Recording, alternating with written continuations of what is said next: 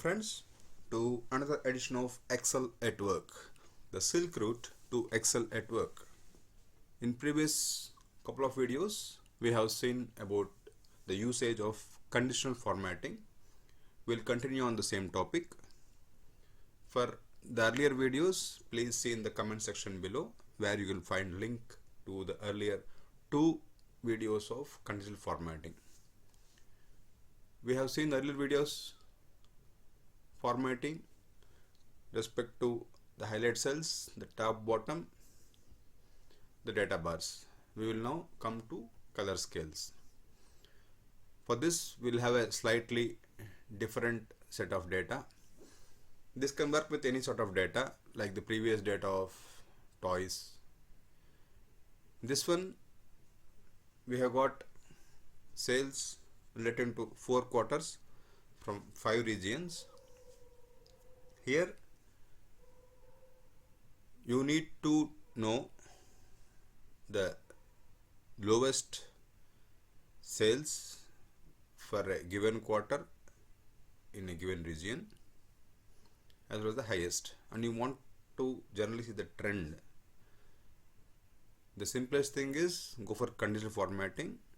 Here you select the data. This can be either a particular quarter or the full sales. In conditional formatting, go to color scales. Here you got many options.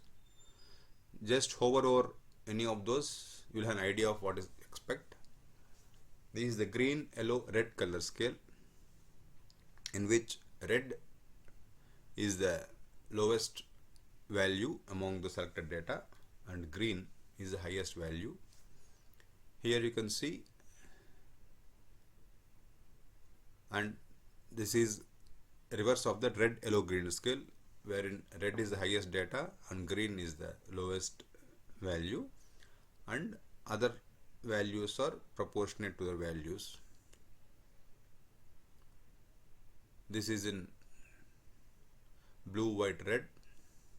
This is in single color, white, red scale. This is in red to white scale, wherein red is the maximum value, white is the minimum value. Same thing in green, yellow scale, and so on. You can always customize the colors here. You can go to more rules and see for, let us say, yellow is the lowest and highest. Let us assume it is sort of a dark green. It changes gradually like this. You can make it a slight lighter green. It changes like this. So all shades from yellow to green are here depending on the particular values. This is how the conditional formatting color scales work out. We will now come to icon sets. For this, let us clear these rules here. Clear those selected cells. Now it's again plain black on white background. In icon sets, it gives you a better understanding, like the directional 3. So here you see that all the reds are below the average of those given set of data, yellow or near the average, and green or above average. In case this is for color, the same thing in black and white, wherein you print it in black and white. In terms of triangles, same thing. The upward pointing arrowhead is for above average and the flat is average and the red is below average. In terms of 4 or 5 arrows, the same thing happens. The average keeps moving. This is in black and white, like I said earlier. Shapes, you can have same red, yellow, green. This is called 3 traffic lights unrimmed. This is in rimmed, wherein you get those in the same with a black background. You go for indicators. Green is above average, the yellow is average, and the red is below average. You can go for ratings in terms of the number of stars which are filled in. White or below average, others are average, the half filled star, and the fully filled stars above average. You can go same thing in terms of the squares filled in. Again here it is 4, so in terms of 4 quarters, so the highest quarter is with all filled in, which you can see is 462, the Q4 for central cells. I'll just click it here, and then you can see that 460 is fully filled in, the minimum is 226 empty, and even 250 empty because this works out to the almost same value as here in terms of the whole data. I'll just again come back to here. We'll manage rules here. This is icon set in 5 formulas applied, B4 to B8. You can edit this rule and see these are the value which you get. Above 80% will be in full, between 80 to 60 will be in 3 quarters full, 60 to 40 is half, 40 to 20 is 1 quarter, below 20% is nil. You can even reverse icon order, it being the other way around. One thing which you can see is show icon only.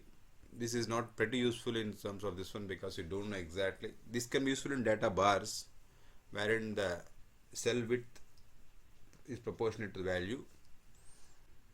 Here you can change the percentage if you feel it is better required. So these are the bars again. Same 5 ratings. We'll have 4 values here. We have 4 ratings. We'll have 3 values here, and so on and so forth. So like I said, it is up to you to select what you want. You can delete this rule, go for again new rule, whichever you feel is going to best help you see your data, how it looks like. We will come to another interesting aspect of this one.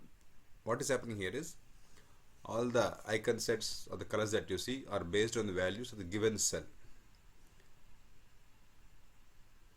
But what if you require that your visually appearing data depends on sales from another cell? For that, we will have to go to one more session of Excel wherein we go with the last option here, use a formula to determine which cells to format. So keep watching, keep trying with new data, and let us see how you have more examples of how best you can use conditional formatting. Hope you have learned something new or refreshed what you already know. Thanks for watching, and share this with your friends and colleagues to help them and you and all of us excel at work. Thanks.